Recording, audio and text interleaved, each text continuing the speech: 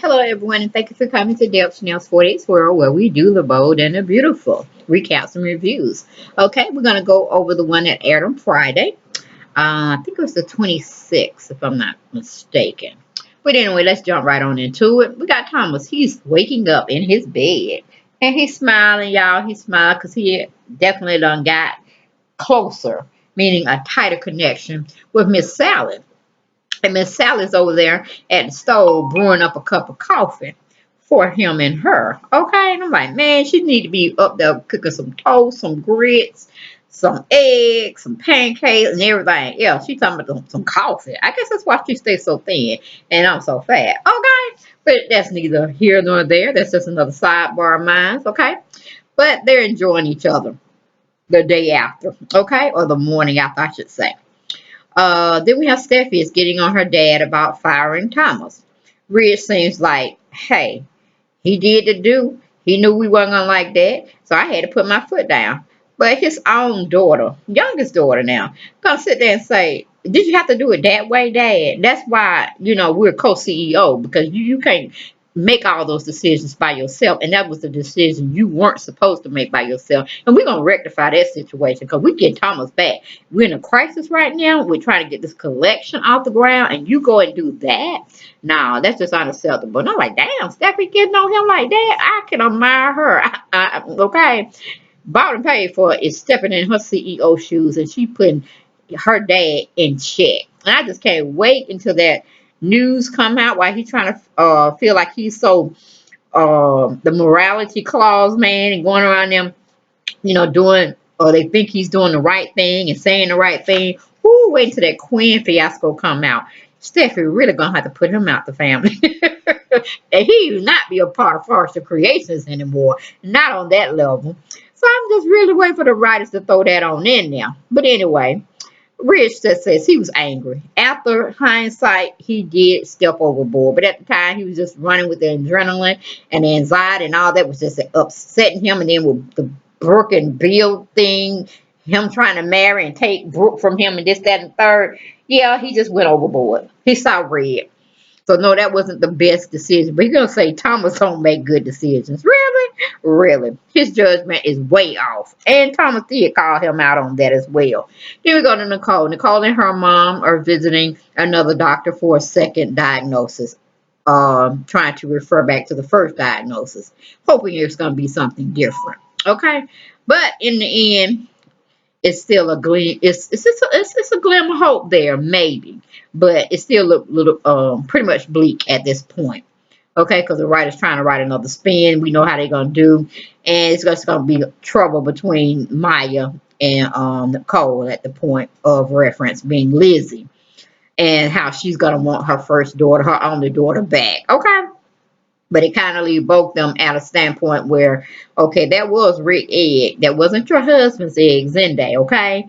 And no, you could do the same thing Maya did by using Sasha.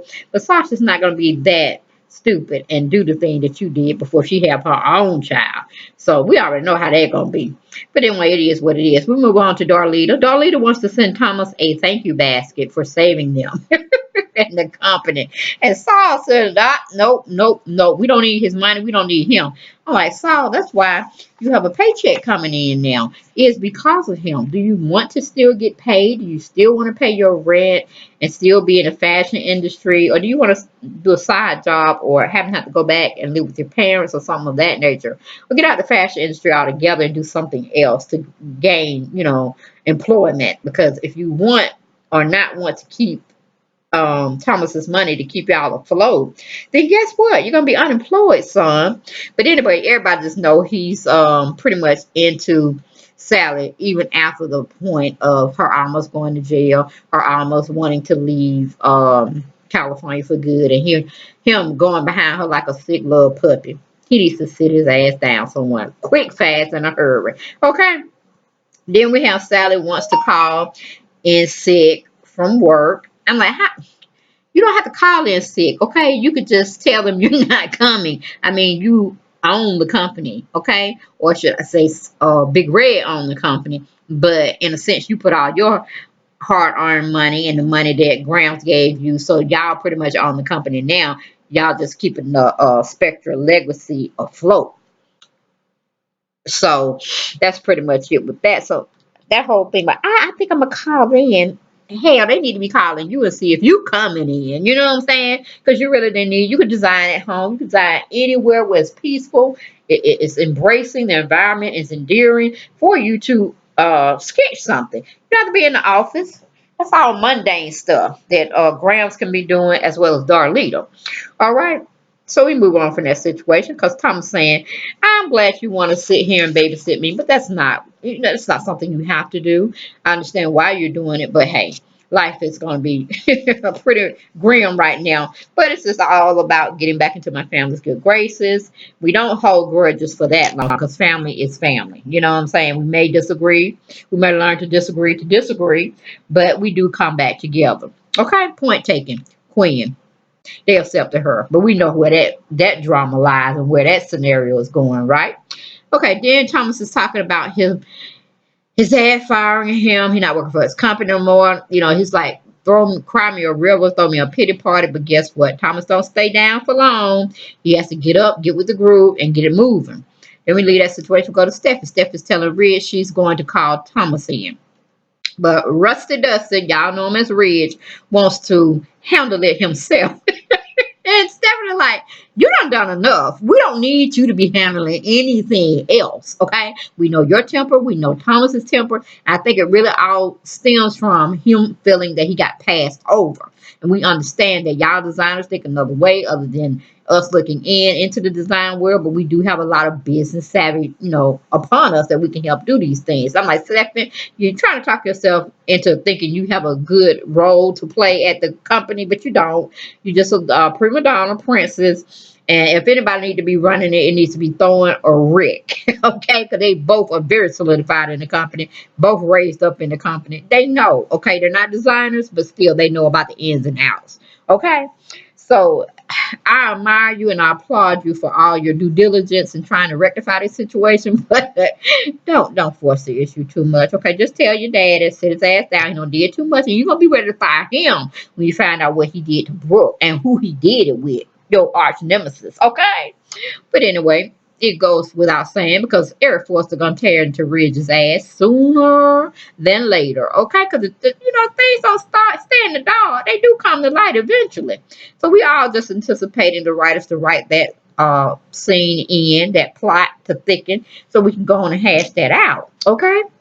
But she goes on to shut her daddy down. So nope, I'm putting my foot down. You will not be handling this. I will be taking care of this, and it will get resolved the correct way. Because Granddaddy want him back, I want him back, and they don't give a two double HE hockey sticks. What you may think about it. Okay, so then we go to commercial. We come back. We have Charlie's playing peekaboo with Lizzie. Coco and RJ are out congregating outside of the CEO's office, waiting, I guess, for Thomas to come in and talk with their dad or whatnot, or I don't know what's going on, but that's the scenario that plays up.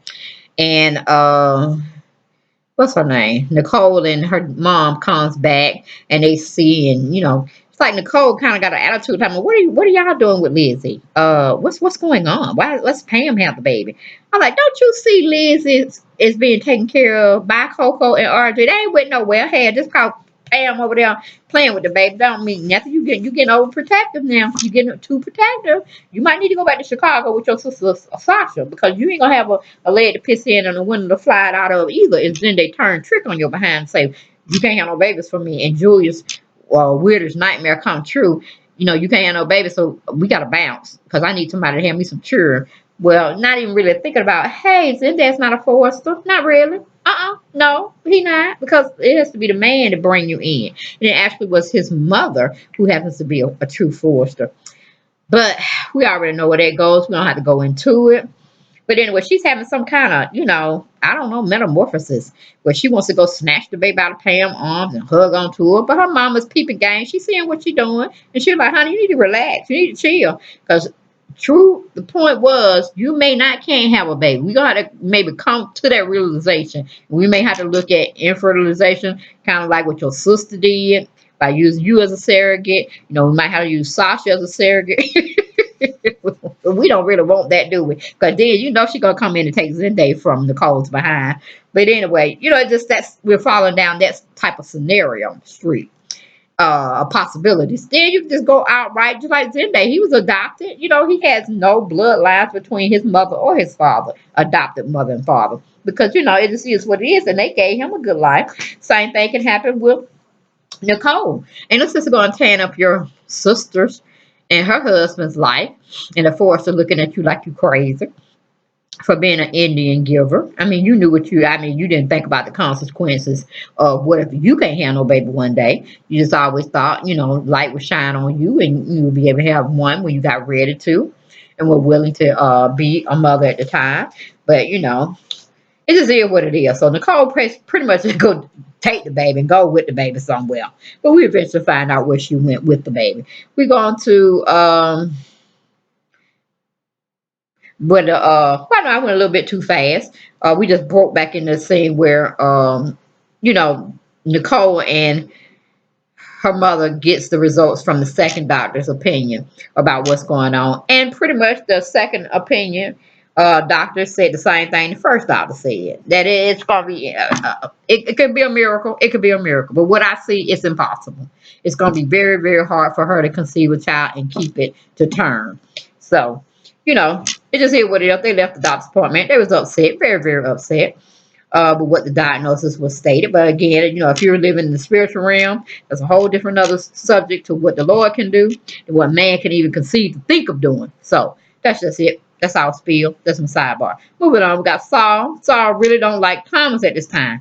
He don't like Thomas hanging around Spectral Fashions. He don't like him coming, connecting with his wannabe love, which he don't have a chance in hell. I don't know where we got that part from, but y'all need to bring somebody for Saul. Maybe Darlita need to start liking Saul, because he ain't a bad looking guy. He's just nerdy. But anyway, it is what it is. Ain't nobody paying attention to what Saul is saying about Thomas, okay? All of them got paychecks because of Thomas, okay? So then we have Sally. Don't think the fight will last long when Thomas gets a call from Steffi, and he says he's going to head to the office and see what his sister wants. She's pretty much playing it up like, this feud cannot last long. Y'all are a pretty knit, tight family. And all this mess going on between y'all, I know it's about me, it's because of me, but guess what? Y'all are too close. I've seen the connection. Moving on from there, we have Pam, Charlie, Coco, and RJ all in they congregate. This is the part where I had initially told y'all about. They were sitting around talking amongst themselves when Vivian and Nicole come from the doctor's appointment. They see them all together, and Nicole is feeling a little jealous, and she goes and gets baby Liz out of Pam's on, like Pam is some threat or whatever. And she goes and holds the poor baby for dear life, like she don't want nobody to take the baby out of her hand. And her mama's noticing, like, girl, you better cut that mess out, because that's my baby. You gave up that baby. Now I'm starting no shit now, because we got one family settled. Your dad already trying to start some shit. But right is right, fair is fair, And she even go and tell her, Nicole, Liz really have two mothers: the biological mother, which is you, and then the mother that you made it possible for them to have a child. That's Maya. So you can't destroy their lives when they depended solely on you, and you agreed to doing that. That's a solid agreement that you cannot break. I don't care whatever comes in the midst of anything in life. You cannot break that bond. Okay? But anyway, we move on from there. We got Sally comes into the office, and she's updating everyone about the comings and goings and what Thomas is going through and what's happening with him and this, that, and the third. And of course, Saul is liking it because she don't want, I don't know, we're going to just leave Saul out of the picture, because we all know he's dumbfounded, head over heels for Miss Sally. And he wants her to himself. Okay, just hopefully he don't get obsessive and get crazy around there and try to hold her kidnapped. Writers, don't go there, okay? It's not even necessary. Okay, then we have Eric has come to the office to meet with Thomas and Ridge and Steffi all to talk about Thomas firing. He think that was totally absurd and out of line of what Ridge did. And it seems like he already done chastised him. We just didn't get to see the full blown chastisement, okay? If that's a word. I made it a word. Hell, roll with me. But anyway, Like I said, Eric and Steffi concur with one another. They want Thomas back. They don't care what Ridge feels about it. It doesn't matter at this time. He's the third wheel. Okay. So basically, Thomas goes in, he greets everybody, and they immediately, meaning Stefan and Eric, go on and say, "We want you back. We know Sally's gonna come with this, baggage, and we know you like her and this, that, and the third. Don't we like what you did? No, because that's not how it was supposed to play down. We kept her out of jail, and she need to be thanking her lucky stars, the Lord of above, and everything else that we didn't keep her in jail, press charges for that to happen." But it's still, she was supposed to give up everything, Spectre Fashions, and dissolve it, and whatever you want to do with her after that, that's you and her. Because we ain't got nothing to do with that. Even though your daddy tried to bring it in, that you had to cut ties, this, that, and the third, but we ain't going that far. We just didn't want them competing with us and having to have the same threat 6 months down the road. But they didn't really get too much into it. They just said, "Look, Stephen tells Thomas Ridge made a mistake and they are correcting it now. They need him back on the team. Would he come back?" Basically, we still don't know. We still don't know. We go to commercial, we come back. We have Nicole and Vivian having Liz in the design office, talking about the second doctor's findings. And Vivian, she makes an excellent point. Liz is still your child. Nobody's denying that, but you just can't raise her, okay? As you get older, as she get older, they're gonna let her know that you really are her biological mom. But the wonderful gift that you gave by giving her up, but you really didn't give her up because you're always there as long as you're in this plane of existence. You're always gonna be there for her. And she is gonna probably look at you as a second mother, her birth mother. But at least you didn't give her up and just send her away and y'all would never know about each other. It's not like it's a closed adoption. You know what I'm saying? So it just is what it is. But Nicole ain't hearing that stuff. She wants to be the mom, the kid, and caboodle, and she just want to erase Maya out the picture pretty much. And then we move on from that situation. We have Sally still making small talk with the crew. Darlita says, "Fight for Thomas, honey. If you love him, go on and fight for him. Stay in the ranks." And of course, Saul don't like that. He don't like that. Then we have Eric tells Thomas he needs to. Well, Eric and Steffi tells Thomas he needs to come back with family. Let's put all this to the side. Whatever Ridge is talking about over there, he gonna stay up in the wall and the corner. We don't care what he talking about. We really don't. We finna get ready to take that CEO position. Let Steffi be the plain CEO. Ain't no coldness going nowhere.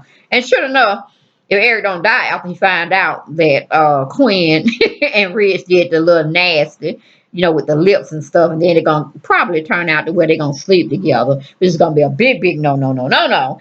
And more than like a Super Snoop Clay gonna find out, or somebody, and Eric gonna either fall dead to the floor, or he gonna be mad. He gonna be probably in Forest Creations as we know it. Woo! But he sure gonna get rid of Ridge. So Ridge need to be on behavior, his best behavior. But anyway, they want him back.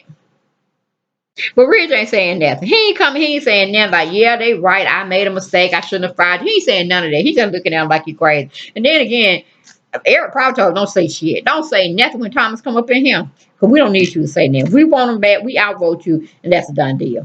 But anyway, Eric doesn't care about his relationship with Sally. He just said, I want you back, man. I want you back on the team, okay?" So pretty much how the scene leaves off, Thomas is in disbelief. He probably want his daddy to say the same thing, grovel at his feet like the rest of them are doing, meaning Eric and Steph, about him coming back aboard. But he hadn't heard that from his daddy. So I'm like, your dad, you got cut from the same cloth. You know what I'm saying? You have your ways, he have his ways. Both of y'all stubborn at times. But you have a little bit more morality, and you didn't definitely your father, Ridge, Rusty Dusty. Okay? But that's where it leaves off. Thomas is like indecisive of whether he's coming back or not. Personally, I don't think he should come back. I think he need to go on over there with Spectre Fashions, and they do their young thing, and let Ridge and Eric do what they feel they got to do. You know what I'm saying? Because it just is what it is, and they just compete against each other that way. But the writer's gonna write it and do what they want to do, and we're gonna have to sit and take bits and pieces of it. And sometimes it's gonna be a good meal, sometimes it's gonna be a tomfoolery type of mess. Okay, where they just give us salad to appetite, to get our appetite on. But anyway, y'all, that was my bold and the beautiful spiel for Friday, May 28th. Hope y'all enjoyed it. We'll be back Monday discussing some more bold and beautiful recaps and reviews. Y'all, I hope y'all had a great weekend. I did. It was still hot up here in Atlanta. Oh, Lord. I tell you. Woo, I can't stand to see what July gonna bring for us. Okay? But y'all take it easy and I'll talk to you soon. Blessings. Bye-bye.